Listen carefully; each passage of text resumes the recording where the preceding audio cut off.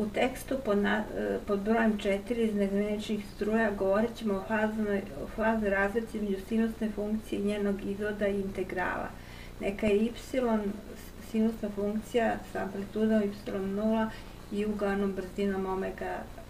Tada po slici 1 dy sa dt, znači diferencijal ove funkcije je jednako y0 puta omega puta kosinus omega t, y0 omega puta sinus omega t plus pi pola. Ove relacije važe za bilo koju magnetnu ili električnu veličinu. Znači, dy sa dt dostiže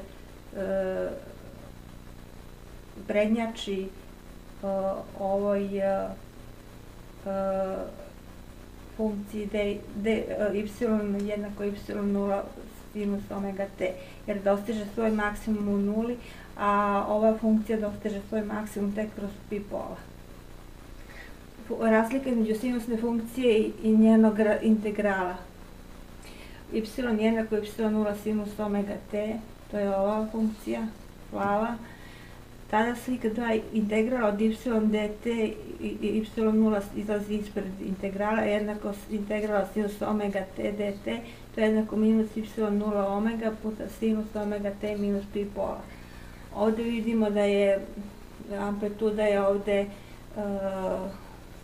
manja kod integrala, a fazna razlika je